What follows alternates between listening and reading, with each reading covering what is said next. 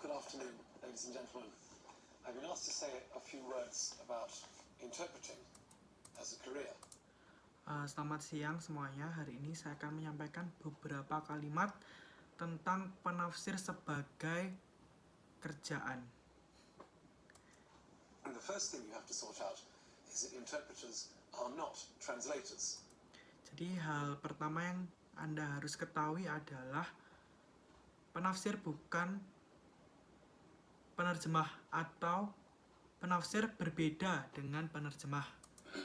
What I mean by that is that a translator reads and writes. Tetapi penerjemah membaca dan menuliskan. Whereas an interpreter listens and speaks. Tetapi penafsir mendengarkan dan juga berbicara.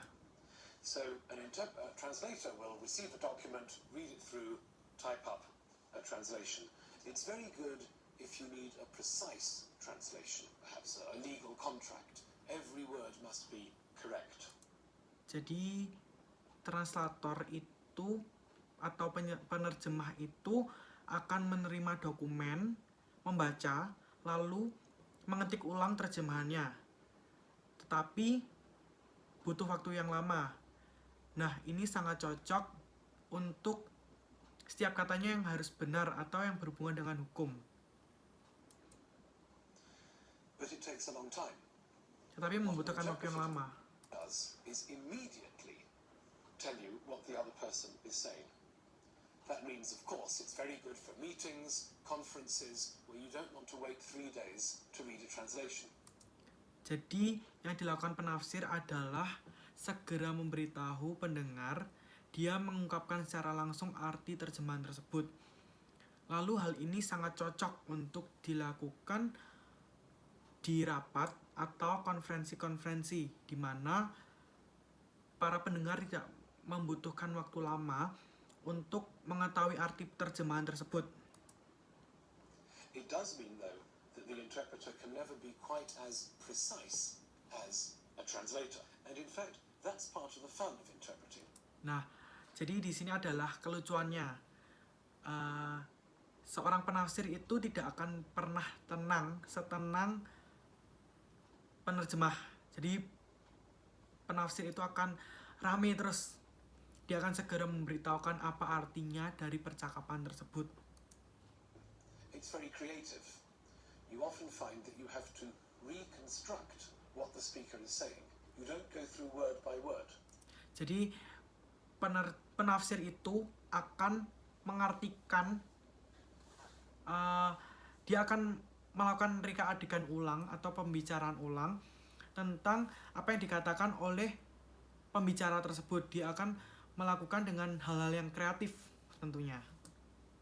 You might find yourself telling their story or making their argument in a completely different way, using different sentences and different words to make the same point. Nah, ketika nantinya si pembicara akan memberikan sebuah argumen atau memberikan sebuah pemaparan materi, maka si penafsir tersebut akan memberikan artiannya dengan menggunakan cara yang berbeda, kalimat yang berbeda, tetapi akan memiliki satu kesatuan yang sama artinya.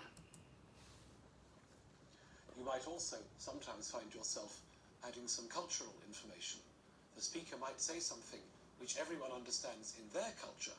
Jadi si penafsir itu akan memberikan sedikit budaya yang nantinya akan mudah dimengerti oleh si pendengar. Jadi mereka akan memasukkan beberapa budaya-budaya yang nantinya mungkin mudah dimengerti oleh pendengar tersebut. But for your listeners to understand, you might quickly have to add a couple of cultural points. Basically, there are two main kinds of interpretation. Jadi pada dasarnya ada dua jenis penafsir. Consecutive and simultaneous. Yang pertama adalah konsekutif dan simulations. Simultaneous interpretation is what you can see people doing here in the. Jadi tipikal yang kedua adalah kalian bisa melihat orang yang berada satu ruangan dengan saya, lebih tepatnya ada di belakang saya. Rooms behind me. While I'm speaking, they are immediately interpreting my ideas. Jadi mereka saya akan memberikan ide, gagasan-gagasan saya, lalu mereka akan menyampaikan, si penafsir akan menyampaikan secara langsung. So that someone else can listen straight. Jadi si pendengar akan bisa mendengarkan secara langsung. It's very good for a meeting or a conference. Jadi ini sangat cocok untuk rapat atau konferensi. Consecutive is what you do if you haven't got all this Jadi konsekutif adalah ini sangat cocok untuk digunakan teknologi. Or perhaps walking around a farm, or you're just meeting in a small room somewhere. The speaker speaks for a few minutes, and the interpreter takes notes. Jadi si tipikal yang konstruktif ini pembicara akan menyampaikan materinya selama beberapa menit, lalu penafsir akan menuliskannya, lalu dia akan membacakannya. And then the speaker stops, and the interpreter gives an interpretation. Nah, ketika nantinya pembicara sudah berhenti bicara, maka penafsir akan memberikan artiannya, Of what they said. apa yang dikatakan And mereka. then the speaker starts again. And Dan pembicara akan mulai bicara lagi. the problem with consecutive interpretation, of course, is that it's much slower. So Jadi masalahnya adalah artiannya lebih lambat. most people prefer to use simultaneous Jadi kebanyakan orang menggunakan metode yang pertama. interpreters when they've got the technology to do it. Ketika nantinya orang-orang mendapatkan teknologi, mereka akan memilih tipikal yang pertama tadi. So what kind of person wants to be an interpreter?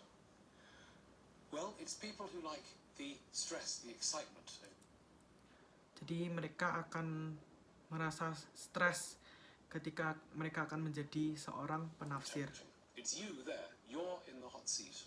You have got to understand what Jadi kamu nanti ketika menjadi seorang penafsir, maka kamu akan duduk di kursi panas, enggak, kursi yang disediakan, lalu kamu akan harus mengerti apa yang dibicarakan oleh pembicara tersebut. the other person is saying and interpret it straight away.